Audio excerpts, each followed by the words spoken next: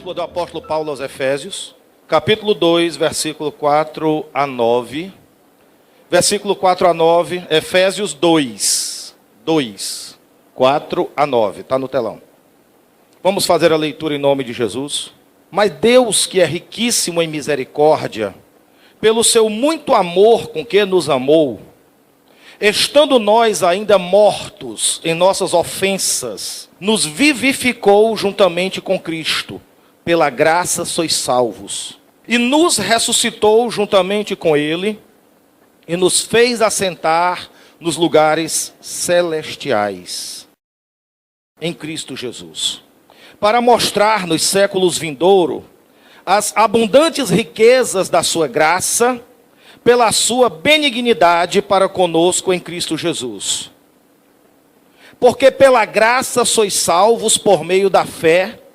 Isso não vem de vós, é dom de Deus. Não vem das obras, para que ninguém se glorie. Somente até aí. Sente-se em nome de Jesus. Ainda tenho um versículo para ler, mas eu quero já que a igreja esteja sentada, que é Colossenses 2:13. Glória a Deus, glória a Deus. Colossenses ainda, queridos, 2 e verso 13, ainda nos dá reforço à leitura que nós fizemos, dentro do mesmo contexto daquilo que nós vamos aprender daqui a pouquinho.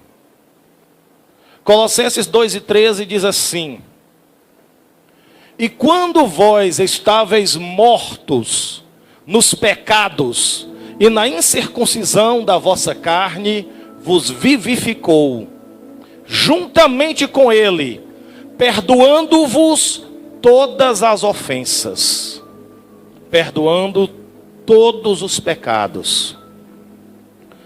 Amados, eu queria que nesse momento você prestasse atenção à ministração da palavra. Não conversasse, não deixasse o irmão do seu lado, nem do lado nem do outro, tirar a sua atenção. E se você está com o celular ligado, põe no silencioso ou desliga para não deixar tocar. Porque agora nós vamos aprender da palavra de Deus. O tema da palavra do Senhor nessa noite é: o que Deus fez por nós e o que Ele espera de nós. Dentro deste tema, o que Deus fez por nós, nós vamos ter um entendimento a respeito da obra da salvação. Nós temos, olha para cá, muitos irmãos crentes congregando nas igrejas evangélicas que infelizmente ainda não ouviram o evangelho. Como é isso, pastor? A palavra de Deus diz que a fé vem pelo ouvir e o ouvir a palavra de Deus. Mas nós temos, amados irmãos, muitos tipos de igrejas nos nossos dias hoje. E existem igrejas que as pessoas, preste atenção, não precisam aceitar Jesus, só precisam frequentar. Começam a ir e voltar, e voltar, e voltar, e vai se acostumando, e vai pegando gosto, e vai participando de campanhas, e campanha essa, campanha aquela, e vai ficando, e nunca aceita Jesus como Salvador. E, infelizmente, muitos irmãos, muitos crentes, não conhecem o plano da salvação. Não conhecem o evangelho em sua essência. E o que é que isso está trazendo de prejuízo para a igreja? Olha para mim. Muitos crentes não se firmam com Deus na fé, porque não sabem verdadeiramente, não foram ensinados, instruídos em saber o que é que Deus fez por nós de verdade, e apenas pegam o costume de frequentar a igreja evangélica ou de visitar uma igreja evangélica E daqui a pouco está todo mundo saudando com a paz do Senhor, irmão para lá, irmão para cá. Mas aquela pessoa nunca conheceu o plano da salvação. E o resultado disso é uma tragédia. Qual é? As pessoas não se firmam com Deus e também não têm compromisso com Deus, não tem compromisso com a igreja e fica sem compromisso até consigo próprio. E é isso que nós estamos vendo hoje, de igreja em igreja, denominação em denominação. As pessoas entram, as pessoas saem, as pessoas visitam, passam um tempo, desaparecem, quando querem vão de novo, e não tem verdadeiramente compromisso com Deus. Por que não tem compromisso com Deus? Porque de vez em quando vai lá para o mundo, aí faz o que é errado, aí depois alguém diz: fulano, volta para a igreja. Essa é a palavra.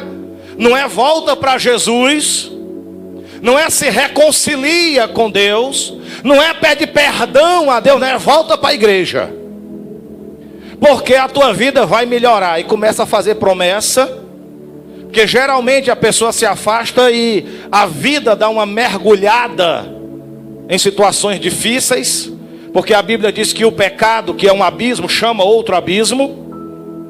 E a pessoa fica toda enrolada na vida, e alguém diz: volta para a igreja que melhora. Aí a pessoa volta para a igreja, volta a visitar, volta a se congregar, volta a estar ali. Mas tem crente, tem gente que está na igreja há 2, 3 anos e nunca aceitou Jesus, e nunca ouviu verdadeiramente o plano da salvação. E o Senhor falando comigo a respeito disso, eu digo: meu Deus, como é que nós, homens que estamos na frente do ministério, cometemos um erro desse, de não estar trazendo de vez em quando para a igreja a simples mensagem do plano da salvação, aquilo que Deus fez por nós. Nessa noite eu vou começar indo na contramão do escritor à Epístola dos Hebreus. A Epístola dos Hebreus, no capítulo 6, o escritor aos Hebreus, 6 de 1 a 3, ele começa dizendo que vai escrever deixando de lado, deixando para trás as primeiras doutrinas do batismo, de ressurreição dos mortos, essas coisas que, segundo o escritor da Epístola dos Hebreus, já era coisa que a igreja sabia de cor, e eles não precisavam estar, e ele não precisava estar relembrando a igreja. E ele diz: olha, eu vou deixar de lado essas coisas. Leia comigo. Pelo que, deixando os rudimentos da doutrina de Cristo, prossigamos até a perfeição, não lançando um novo fundamento do arrependimento, de obras mortas ou de fé em Deus, da doutrina dos batismos, da imposição de mãos, da ressurreição dos mortos ou do juízo eterno. E isso faremos se Deus o permitir. Olha para cá.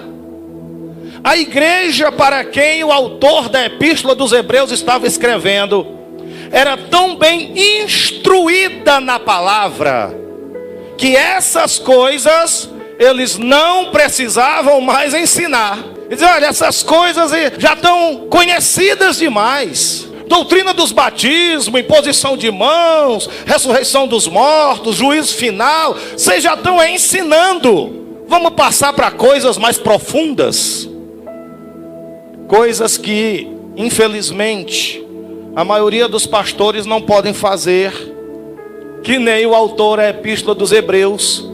Por quê?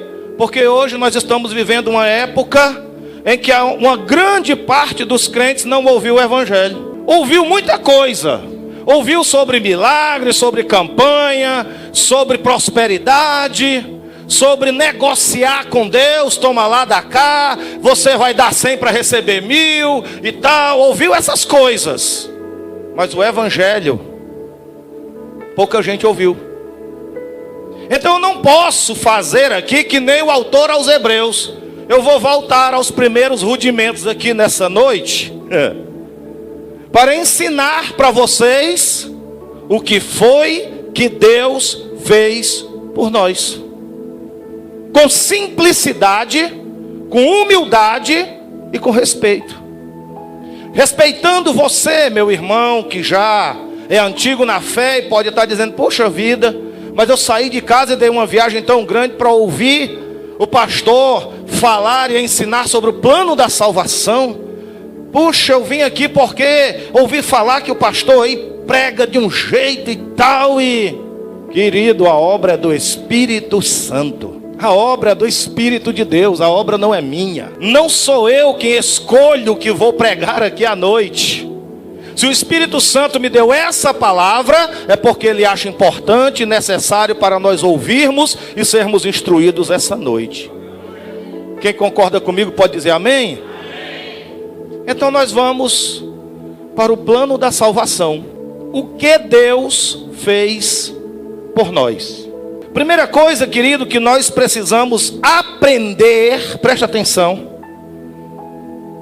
é que a Bíblia diz que nós, antes, e todas as pessoas que estão no mundo que não conhecem ainda Jesus, estão mortos. Mortos nos delitos e pecados. Todas as pessoas, claro que eu estou falando com respeito aqui às pessoas que estão aqui e que ainda não são crentes, mas eu quero que você seja instruído e entenda a palavra. Não estou aqui para lhe afrontar, estou aqui para ensinar o que a Bíblia diz. Mas a Bíblia diz em Efésios capítulo 2 e no verso 5, que todos nós estávamos ainda mortos. Estando nós ainda mortos em nossas ofensas, em nossos pecados, que foi que Deus fez? Nos vivificou, nos deu vida. Nós estávamos mortos e Ele nos deu vida, juntamente com Cristo, pela fé nisso, nós somos salvos.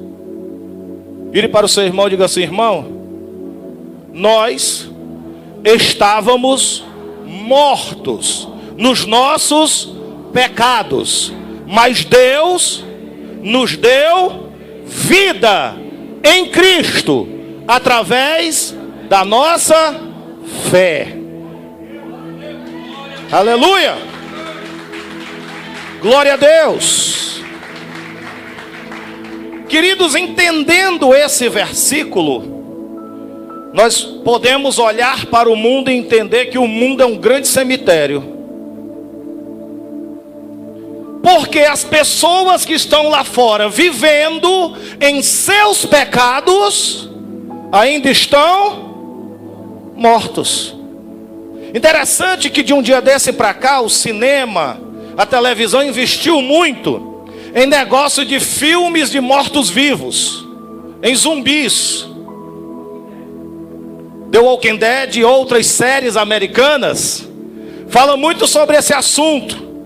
Mas nós não precisamos assistir esses seriados, The Walking Dead ou outros, ou Guerra Mundial Z, para entender que existem zumbis. Não, querido, zumbi não é aquele bicho feio, caindo os pedaços, comido, andando, não. O mundo está cheio de zumbis. Por quê? Porque as pessoas que não têm Cristo, a Bíblia diz que eles estão mortos, embora pareçam que estão vivos. Mortos espiritualmente. E nessa condição de mortos espiritualmente, não tem classe social, não tem cor, não tem raça, não tem condição financeira. Todos os que não estão em Cristo, todos os que não nasceram de novo, todos os que não foram alcançados pela vida nova que Deus dá, ainda estão mortos. E nós, em outro tempo, antes de conhecermos o Senhor, de nos arrependermos dos nossos pecados, de deixarmos o Espírito Santo operar em nós a obra da regeneração, nós também estávamos mortos. Você entende isso? Amém? Eu também já estive morto espiritualmente nos meus delitos e pecados. Isso é algo que nós precisamos compreender. Quem vive na prática do pecado ainda está espiritualmente morto. E eu coloquei aqui uma pergunta: e se for crente? Existe crente dentro de igreja evangélica que assiste culto, que oferta, que é dizimista, ou que pode até mesmo ser obreiro, músico ou qualquer coisa, que ainda corre o risco de estar ainda, embora esteja na igreja evangélica, ainda está morto? A Bíblia responde. Apocalipse 3:1. Pastor, o senhor estava falando do povo do mundo, agora o senhor está falando de crente. Estou. Ao anjo da igreja que está em Sardes escreve: isto diz o que tem os 7 Espíritos de Deus e as 7 estrelas. Eu sei as tuas obras, que tens nome de que vives e estás morto. E esses versículos não foram escritos para o mundo. Esses versículos não foram escritos para quem está lá fora. Isso aqui foi escrito para a igreja, para uma igreja. E quem narrou esses versículos foi o próprio Jesus. E essa é uma das condições, infelizmente, de certos crentes dentro da igreja. Embora pareça que está vivo, embora dê a paz do Senhor, ande com Bíblia, mas se ainda estiver vivendo no pecado, mesmo que ninguém saiba, na igreja tem nome de que está vivo, mas aquele que tem os olhos como chama de fogo e sabe de todas as coisas, sabe que aquele crente que ainda vive no pecado tem nome de que está vivo, mas na verdade está morto. E nas igrejas evangélicas tem muitos defuntos. Crentes de capa, crentes de aparência, crentes de faz de conta, que tomam cuidado para mostrar e transparecer que estão vivos na igreja e para a igreja, mas a sua conduta de pecado lá fora, os seus familiares, seus amigos mais íntimos, seus colegas de trabalho, seus amigos de colégio ou de faculdade sabem que aquele crente fingido e falso só tem nome de que está vivo, mas na verdade está morto. E eu sei que não é fácil aplaudir uma palavra como essa, mas é verdade, está na palavra. E o Senhor me levantou para falar a verdade, quer você goste, quer deixe de gostar. Aleluias. O povo do mundo que ainda não se arrependeu, não se converteu e não aceitou Jesus, está morto. Crente que vive uma vida dupla também está morto.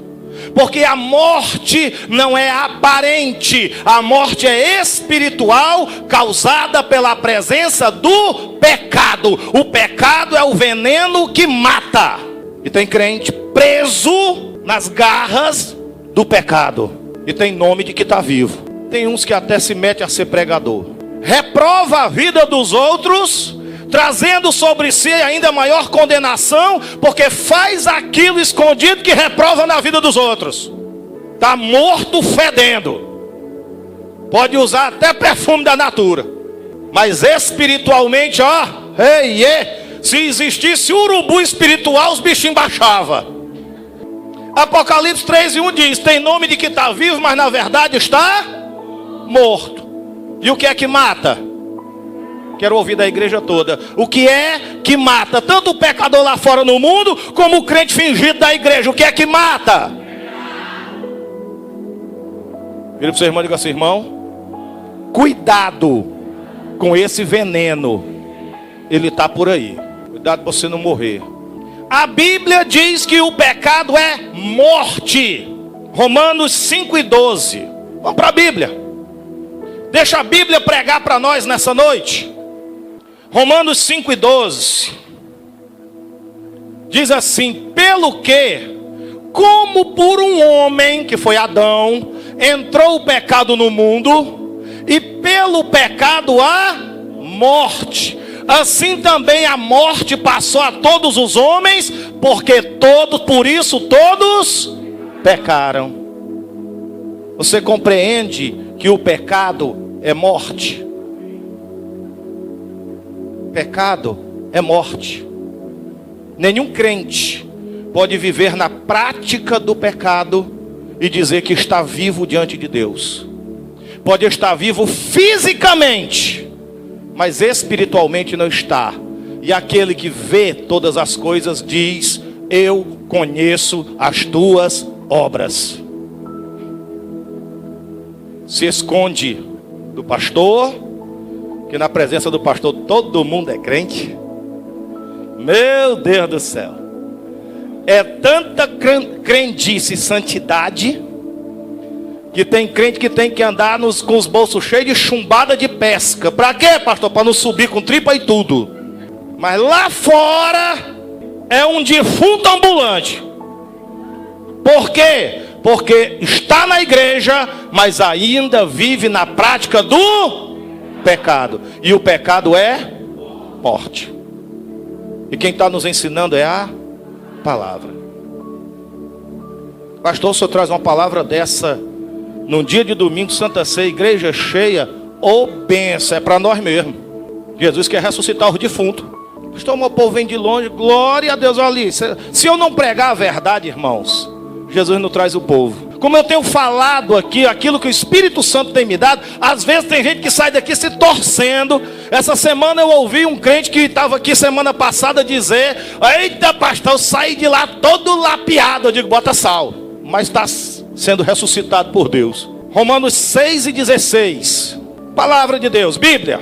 Tem outra coisa para você não, meu filho. Não sabeis vós que a quem vós vos apresentardes por servo, para servir, para lhe obedecer, sois servos daquele a quem obedeceis?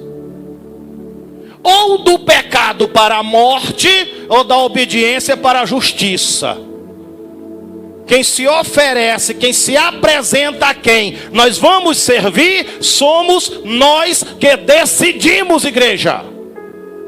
Se você apresentar a sua vida e o seu corpo e se entregar para o pecado, você está indo para a morte.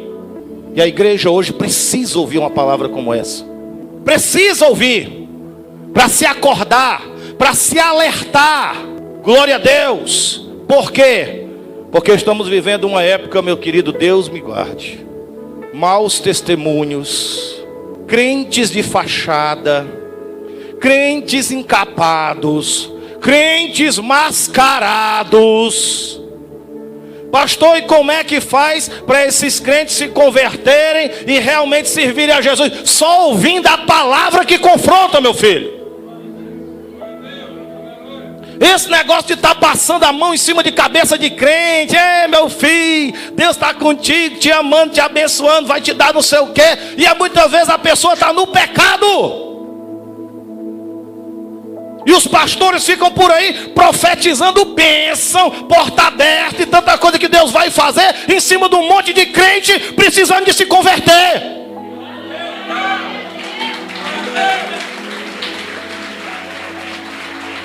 Glória a Deus. Isso é o que nós estamos vivendo hoje. Porque se eu pregar para te agradar, pode ser que você se anime para dar mais dinheiro. Eu não estou atrás do teu dinheiro, então escuta a palavra como ela é.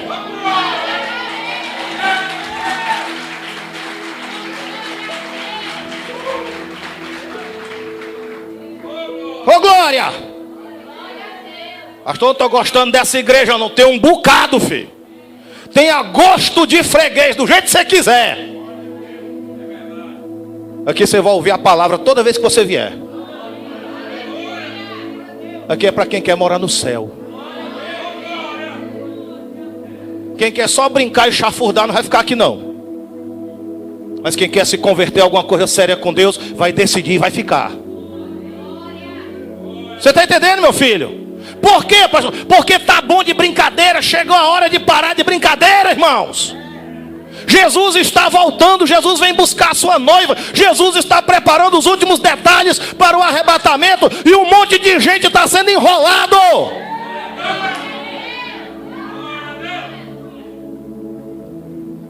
E eu não vou perder tempo. O Espírito Santo te trouxe aqui nessa noite. Ele não me deu a palavra lá em casa. É a palavra que você vai ouvir. Mas pastor, eu não estou gostando. Você não pagou ingresso, meu filho. Agora quer ouvir a palavra? De novo volta. Não, não quero nada com Deus não. Fico por lá mesmo. Como eu ouvi essa semana, a palavra lá é muito dura. Aquele pastor é muito duro. Não tem misericórdia. Eu vou para um acolá que tem porta larga. Por quê? Ainda teve o porquê.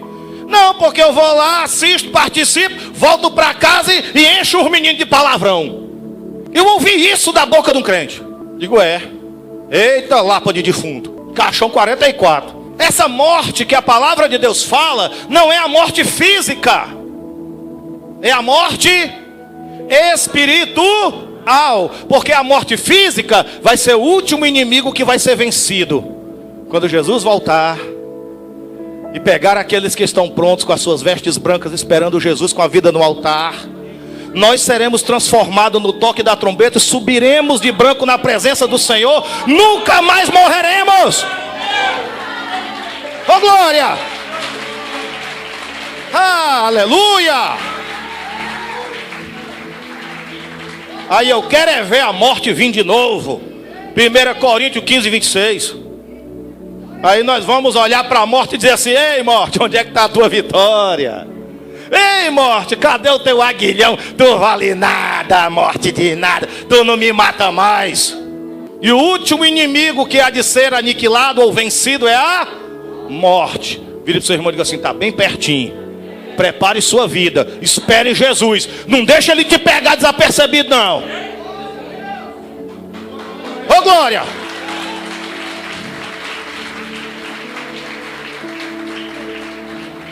Pastor, pode falar da vinda de Jesus não, que os crentes não gostam. Eu não estou pregando para quem gosta.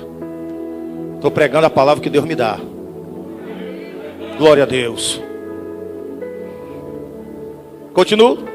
Qual era a condição da humanidade toda?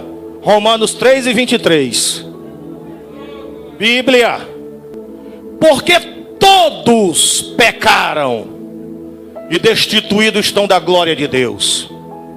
Ficou alguém de fora? Ah, pastor, mas eu conheci uma velhinha na minha infância que a bichinha era tão caridosa, fazia tanta caridade, dava tanta coisa boa, dava roupinha para os pobres, dava até a comida de dentro de casa. Ai, acho que aquela velhinha foi para o céu. Se ela aceitou Jesus, se arrependeu dos seus pecados e foi lavado pelo sangue da cruz, ela está no céu. Se não, coitada dela. Por quê, pastor? Porque não é pelas obras para que ninguém se glorie. É pela fé, pela graça, bondade, misericórdia de Deus.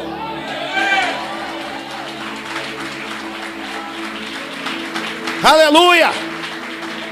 Porque senão nós, os pobres, meu irmão, não tínhamos direito à salvação. Porque rico tem dinheiro para fazer caridade. Aí o rico fazia caridade para todo mundo e o pobre ia para o inferno. É pela graça, diga assim, favor imerecido. Diga para o seu irmão, diga: irmão, nem eu e nem você merecemos a salvação. Ele nos dá porque Ele é bom. Ele é bom, Ele é bom, Ele é bom. Glória a Deus. Se Ele fosse dar o que a gente merece, meu Deus, deixa quieto. A Bíblia diz que todos pecaram. O que foi que Deus fez por nós então? Na condição em que todos pecaram, o que foi que Deus fez por nós? Isaías 53, 6 e 7, Bíblia. Aleluias. 53, 6 e 7 de Isaías. Todos nós, olha aí, todos de novo. Todos nós andávamos desgarrados como ovelhas. Cada um se desviava pelo seu caminho, fazia o que dava na telha. Mas o Senhor Deus fez cair sobre ele, Jesus, a iniquidade, o pecado de todos nós. O que foi que Deus fez por nós? Aleluias. Ele, quem? Jesus, foi oprimido, mas não abriu a sua boca. Como um cordeiro foi levado ao matadouro, e como uma ovelha muda perante os seus tosqueadores, não abriu a sua boca. O que foi que Deus fez por nós? João 3,16. Amou o mundo de tal maneira que deu o seu Filho unigênito para morrer naquela cruz, para todo que nele crê não perecer, não morrer eternamente, mas ter direito à vida eterna. Diga assim: obrigado, meu Deus. Obrigado, Senhor. Oh, Pai, muito obrigado, obrigado. Aleluias. Vocês estão entendendo a palavra, queridos? Aleluias. Quem é o cordeiro lá do versículo 7? João 1, 35 e 36, Evangelho. A Bíblia responde, bem claro e bem direto. Isaías 53, 7 fala de um cordeiro. E João capítulo 1 diz assim: no dia seguinte, João estava outra vez ali, na companhia de 2 de seus discípulos, vendo passar, quem? De novo, quem? Jesus, e disse: eis o Cordeiro de Deus. Diga assim: Jesus pagou pelos meus pecados, quando eu não merecia. O que foi que Deus fez por nós? Proveu um meio de salvação para todos os pecadores, porque todos pecaram. Foi o que Deus fez por nós. Quem está entendendo a palavra, queridos? Cristo é a prova do amor de Deus, irmãos. Romanos 5:8. Aleluias. E não existe outro Salvador, e nenhum outro nome foi dado entre os homens pelo qual possamos ser salvos. Mas Deus prova o seu amor para conosco. Ele deu prova, não deu? Qual foi a prova? Em que Cristo morreu por nós, sendo nós ainda pecadores. Meu Deus, depois de saber tudo isso, como é que nós podemos ficar sem agradecimento diante de Deus? Vocês estão entendendo o plano da salvação, meus filhos? Amém? De vez em quando precisamos ouvir isso. Aí agora eu vou para a segunda parte. Já que Ele fez isso por nós, o que é que Ele espera de nós? Aleluias. Que a gente seja crente falso, hipócrita, mentiroso, fingido? Eu acho que não. Deus não fez isso por nós? Jesus não é o Filho de Deus? Jesus não provou o seu amor, fazendo Cristo vir à terra e morrer por nós na cruz? E agora? Gratidão, queridos. A Bíblia diz que Deus estava em Cristo. 2 Coríntios 5:19. Aleluias. Pastor, o senhor sabe pregar de outro jeito? Não, eu sei Bíblia. Glória a Deus. Porque a espada do Espírito é a palavra.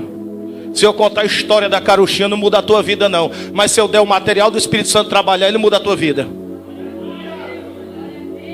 Aleluias. Isto é, Deus estava em Cristo, reconciliando consigo o mundo, não lhes imputando os seus pecados, e pôs em nós a palavra da reconciliação. É o que eu estou pregando para você nessa noite.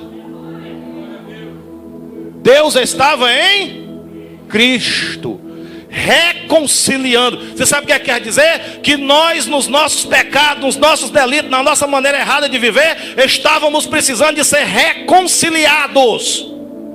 Vamos entender bem claro: o pecado deixa o homem brigado com Deus. Precisando de quê? Reconciliação.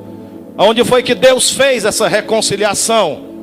Diga assim: Cristo morrendo na cruz. Diga assim: não existe.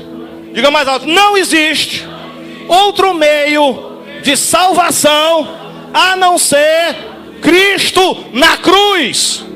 Ou nós nos arrependemos e vamos a Ele em arrependimento e confissão de pecado, ou morremos nos nossos delitos e pecados e morremos eternamente. Pastor, o que é morrer eternamente? É morrer e ir para o inferno. Eternamente. Não é por uma semana, nem por um período de férias, não. É o tempo todo da eternidade. Assim como é eterna a glória no céu, é eterno o sofrimento no inferno. Ninguém quer ir para lá, meu filho. Ele espera, escuta o que eu vou te dizer. O que Ele espera de nós? Ele espera que, como assim antes nós emprestávamos o nosso corpo para o pecado, e é verdade, emprestávamos o nosso corpo para ser usado pelo diabo. Agora, em gratidão pelo que Ele fez por nós, devemos oferecer os nossos corpos para Deus, para viver em santidade, representar Ele e ser usado por Ele. Antigamente nós emprestávamos os nossos corpos para o pecado. Saía para brincar carnaval. 3, 4, 5 dias de folia, de bebedeira, de cigarro, de droga, de prostituição, de tudo que não prestava. E ainda achava que estava vivo e numa boa. Emprestava o seu corpo para o pecado, pecado sexual. Se prostituía, traía a esposa, fazia tudo que não prestava, emprestava o seu corpo ao diabo. Agora que nós conhecemos a verdade e a palavra, Deus quer o teu corpo também, mas não é para o pecado, é para a santificação e para a glória do nome dele, igreja. Aplauda o Senhor com vontade, que é para Ele.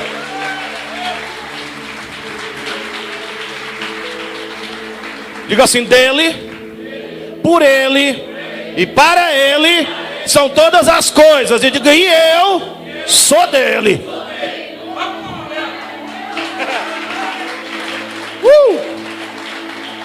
Glória a Deus.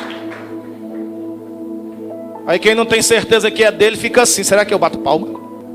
Deus quer agora o que, querido? Que em gratidão nós apresentemos a Ele os nossos corpos. Romanos 6, 19 e 21. Estou terminando. Agora é o que Ele espera de nós depois do que Ele fez. Romanos 6, 19 diz assim: falo como homem pela fraqueza da vossa carne, pois que assim como apresentaste os vossos membros, os vossos corpos, para servir a imundície. Era verdade, irmão. Meu Deus do céu, tem gente aqui que bebia, que caía de costas, acordava com o cachorro lambendo a cara. Apresentava e servia o que? A imundície. Era ou não era? Apresentava o corpo para a imundície, para a maldade. Assim agora, apresentai os vossos membros para quê, igreja? Para servir a justiça, para a santificação. Palavra do Senhor. Quem quiser receber, receba. E quem receber, santifica a sua vida.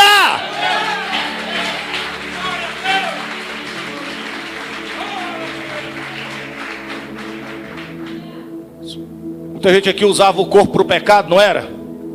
E agora? Deus, qual é a vontade de Deus? Para você servir a Deus através do seu corpo em santificação, em santidade. Essa é a vontade de Deus.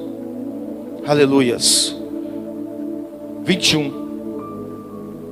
Porque quando erais servos do pecado, pode passar, estavam livres da justiça. Mas e o 21 diz aí? Que fruto tinhas então das coisas que agora vos envergonhais? Olha aí, irmão. Porque o fim delas é o que nós fazíamos antes, agora é para a gente ter vergonha. Ei, irmão, quando eu te conheci, tu bebia, caía nas calçadas. Pois é, hoje eu sou morto de vergonha, ainda bem que Jesus me libertou. Irmão, tu é crente com essa Bíblia debaixo do braço? Sou, meu irmão, servo de Deus, glória. Rapaz, eu te conheci fumando uma maconha doida. Ixi, eu tenho tanta vergonha daquele tempo. Glória a Deus que eu estou liberto. Coisas que a gente fazia antes que ficava envergonhado. E o povo do mundo é cego e não vê a palhaçada. Chega no tempo do carnaval, todo mundo com a cara branca, todo mundo melado de goma, todo homem vestido de mulher.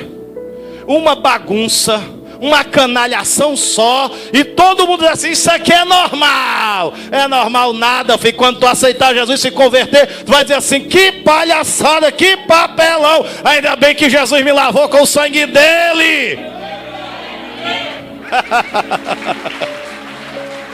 Aleluia. É para se envergonhar mesmo do que fazia de errado antes, viu, irmão? Porque quando a gente se envergonha, não faz de novo. Romanos 6, 12 e 13. Mas tem crente que é igual o que a palavra diz, o cachorro que volta para o seu próprio vomito. Foi lavado, foi limpo, foi purificado pelo sangue de Jesus, mas depois volta para o esponjadouro de lama. Essa não é a vontade de Deus para a tua vida. Amém? Vira para o seu irmão e diga assim, irmão, Deus te chamou para santidade, para representar Ele aqui na terra, para dar orgulho a Ele que te resgatou através de Jesus.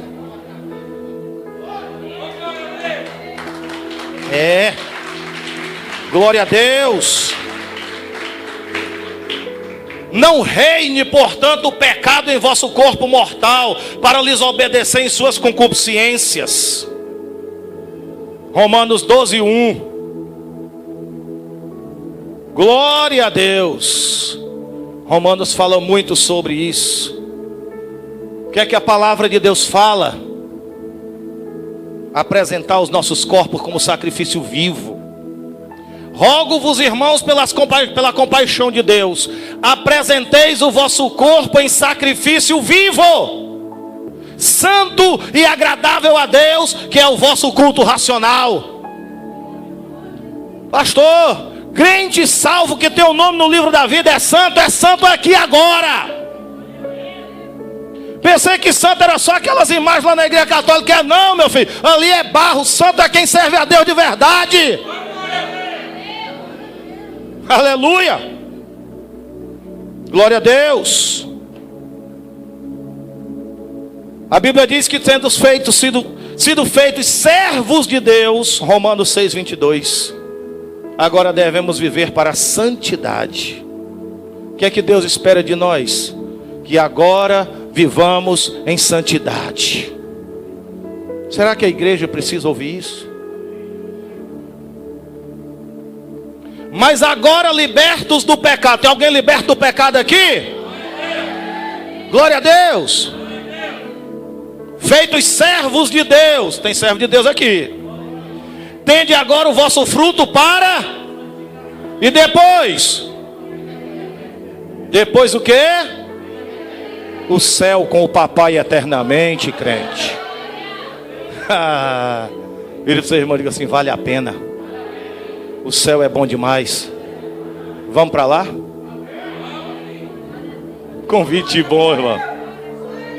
Talvez se o irmão tivesse virado, tivesse dito assim, irmão, quando terminar o culto, vamos para a pizzaria que eu pago, tu tivesse se alegrado mais, não era?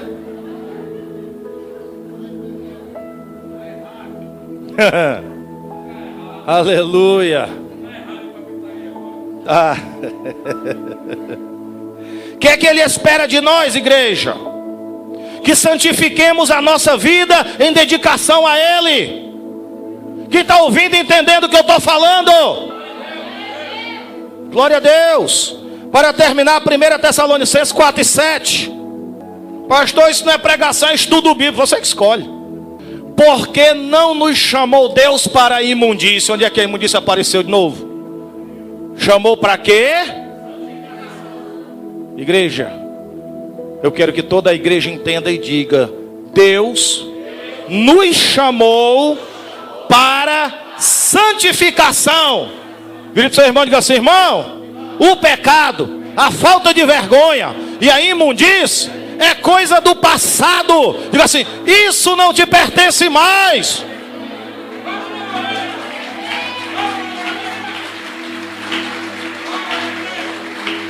Aleluia! Isso se você ressuscitou e está vivo com Cristo. Porque se você ainda estiver no pecado, você é um defunto ambulante. É porque a gente não consegue ver o raio-x espiritual dos irmãos. Senão a gente dizia assim: Pai do Senhor, zumbi. 1 Tessalonicenses 4 e 3. Glória a Deus. Vocês estão rindo, mas é sério o negócio. Por quê? Porque tem muito crente na prostituição ainda. Tem crente casado, adulterando, traindo a mulher. Tem crente noivo namorando com outra. Só enrolando. Namorando e querendo passar do ponto como se já fosse casado. Cria vergonha, macho. Glória a Deus. Isso saiu agora e foi do Espírito. Para quem eu não sei. Porque esta é a vontade de Deus. Vontade de Deus, irmão. Não é a vontade do pastor Barbosa, não. Não é doutrina teológica do Ministério Palavra Viva, não. Vontade de Deus. O que é? Que vos abstenais da prostituição de todo tipo. Do que se vê, do que se ouve, do que se pensa e do que se faz. Deu para entender, irmão? Vos abstenais de toda prostituição. Deus nos quer santo para Ele. Oh, aleluia. Eita Deus. A vontade de Deus é a nossa santificação. E para terminar e para deixar aí para todo mundo ler até a hora de ir embora, Hebreus 12 e 14. Isso é palavra de Deus. E se os pastores deixassem de encher linguiça e começassem a fazer isso nas suas igrejas, muita coisa mudava no meio dos evangélicos. Muita palhaçada, muita falta de vergonha, muito mau testemunho se acabava no nosso meio. Os pastores não pregam com medo de perder povo, porque não sei o quê, porque, né? Quanto mais cabra, mais cabrito, mais dinheiro. Eu não estou atrás do teu dinheiro, eu prego a palavra. Se tu gostou, gostou. Se não gostou, fica sem gostar, filho. É Deus que está falando. Quem tem ouvido, ouça o que o Espírito diz à igreja. Te converte, crente!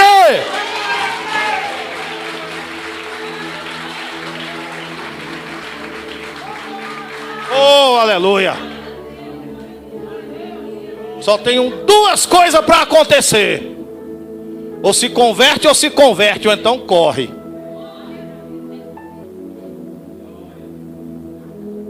É ensino para quem quer ir morar no céu. Isso aqui é para a gente sair alegre daqui.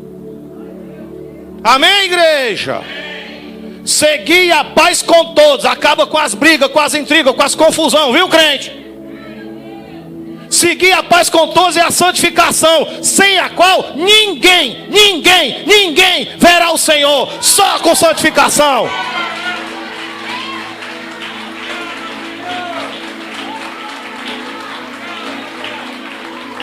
Aleluia. Agora vamos participar da ceia em nome de Jesus. Oh, glória! Ah, pastor, pensei que era só ser pastor que ia ver o Senhor. Ei. Se pastor não se converter, ele está perdido. Pode ser grande, pequeno, não interessa. Glória a Deus, isso aqui não é só para a igreja não, meu filho. Também é para mim, viu? Aleluias. Se a minha vida não estiver no altar, não estiver andando em santificação com o Senhor, vigiando a minha vida, não adianta eu pregar para você e não pregar para mim. Você se salva e eu me perco. Aleluias. O amor de Deus, o nosso Pai, a graça do Senhor Jesus Cristo, a comunhão e as consolações do Espírito Santo seja com o povo de Deus. E o povo de Deus feliz, abençoado nessa noite, diga amém. Glória a Deus, aplauda o Senhor Jesus. Mais forte, igreja! Aleluia! Dê a paz ao irmão, abraça o irmão, abençoa o irmão. Não tem pressa.